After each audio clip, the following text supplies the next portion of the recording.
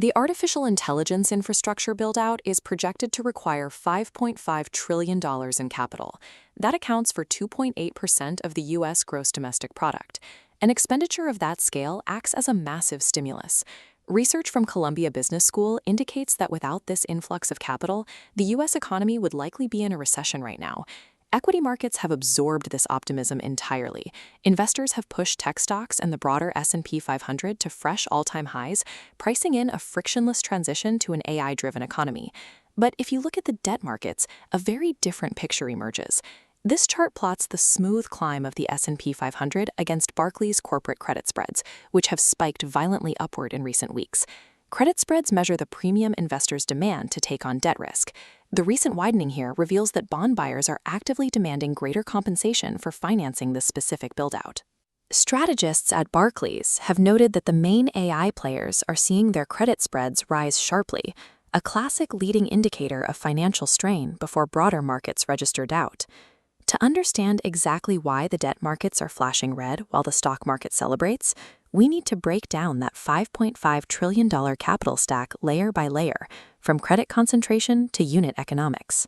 The vast majority of this infrastructure spending is concentrated among the big five hyperscalers.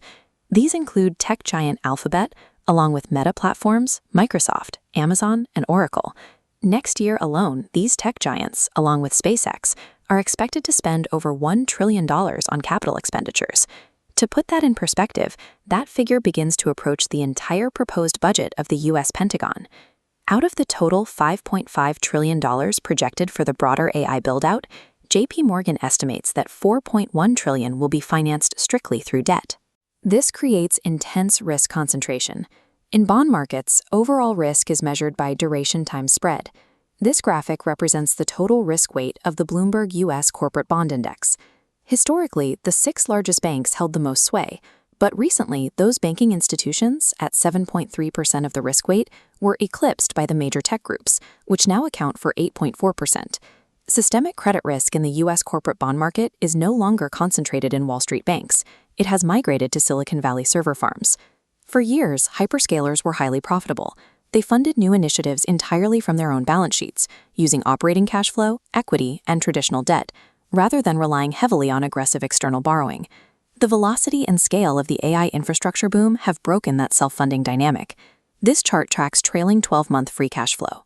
In the second quarter, Meta Platforms saw its free cash flow plunge 91% year-over-year, dropping to $784 million. Alphabet experienced a similar squeeze. In their latest quarter, they reported negative free cash flow for the first time since going public more than 2 decades ago. While companies like Apple still enjoy very healthy free cash flows, they are the exception. That financial health is often attributed directly to the fact that they have lagged behind in the AI's emping race. Because their traditional cash buffers have evaporated, the hyperscalers are now heavily dependent on the credit markets to finish building the AI ecosystem. Servicing $4.1 trillion in new debt requires end-user monetization to scale just as aggressively as the expenditures. Enterprise adoption is growing.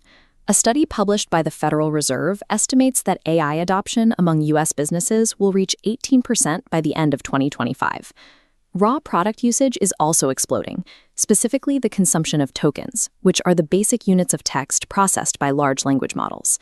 This graph displays data from OpenRouter, which tracks that consumption.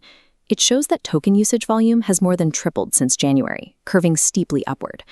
But the critical question for debt markets is whether this soaring token usage translates into the revenues required to pay off the infrastructure debt. Currently, it does not. The AI product is highly deflationary. Token prices are falling rapidly, and users are actively migrating towards smaller, cheaper models. This disconnect is revealed by the LLM Token Expenditure Index, which combines token prices and usage to measure effective spending. While raw token volumes surge, the actual financial expenditure is flatlining. The unit economics are structurally failing. Monetization is not keeping pace with adoption, meaning the underlying debt cannot currently pay for itself. To protect their fragile primary balance sheets from this monetization gap, hyperscalers are resorting to complex, unconventional financing structures. This creates a system of shadow leverage. The debt used to build data centers and power infrastructure is intentionally pulled off the primary corporate balance sheet and pushed into opaque secondary structures connected to various institutional partners. According to Columbia Business School research, this opacity makes it nearly impossible for regulators to assess where leverage actually sits within the broader economy. Analysts point out a direct structural parallel between these financing vehicles and the mortgage-backed securities that drove the 2008 financial crisis. Both eras rely on the same flawed logic, assuming that by securitizing assets, risk is safely transferred away to entities that carry less leverage.